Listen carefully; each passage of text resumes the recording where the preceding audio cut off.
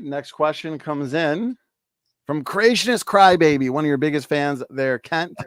Kent, why do all lines of evidence, including population genetics, comparative morphology, artificial selection, fossil studies, studies in molecular evolution, give the same tree of life?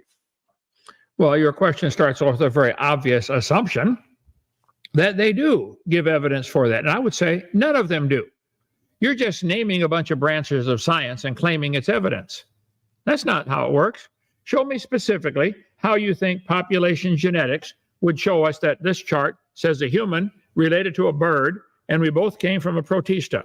How does population genetics document or help support this family tree? None of those things you mentioned do that. I think all the branches of science point to the evidence, the obvious conclusion. Man had a beginning. The world had a beginning. The world cannot be infinitely old. We know that for all sorts of reasons. It's not infinite. Is there a time limit? There's all kinds of things that limit the age of the earth.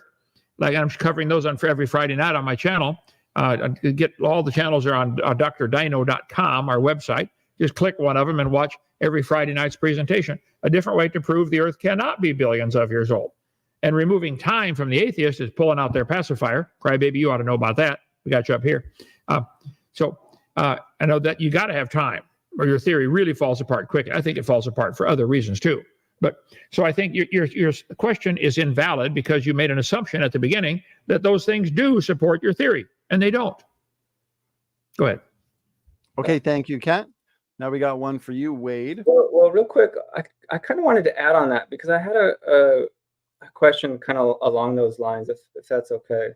Sure, go ahead. Maybe real quick, because all these lines or all these different branches of science. So this was something I was really thinking. We've got all these millions of scientists, geologists, biologists. They all come to the same conclusion that, based on evidence and rigorous experimentation, the science, they conclude that Earth is, 4.5 billion years old, and all life evolved from a common ancestor. But my question is, why is that? Why do they come to that conclusion? Is God creating fake evidence to test people's faith, or maybe Satan is tricking people? Why do you think nearly every scientist is convinced by, where does all this evidence come from? Did you want to respond, Kent? Well, sure. This is called the argument from majority opinion, which is always the weakest argument they have to go to last. Majority opinion means nothing. Okay. The majority of people in China would say, oh, communism's good. And nobody publishes peer-reviewed articles saying it's not good because you lose your head. Or they cut, majority opinion in Iran and Iraq and Muslim countries says, wow, Islam's good. Of course it has to be. How many peer-reviewed journals are there against Allah in Iran? None. If you do one, they cut your head off. Okay. Behead those who insult Islam. How many majority opinion articles? And the majority of Germans follow Hitler? 55 million Germans said Hitler's great. Does that prove he was? No. Argument for majority opinion is the weakest. It's not even an argument at all. Okay. First place, you're wrong. It is not correct that all the scientists believe this.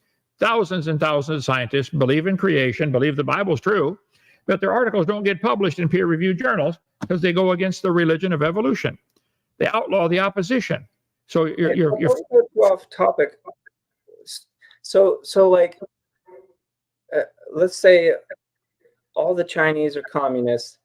They get that idea, this majority of opinion. They get that idea from the Chinese leaders. So, and maybe it's not the majority of scientists. Let's just say 50%, whatever.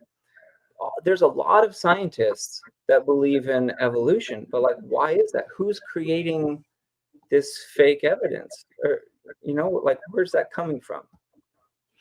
Well, you're assuming there's evidence. I've not seen any. Where's the evidence of any animal producing an offspring that would be considered something different enough to change an amoeba to a whale like they teach?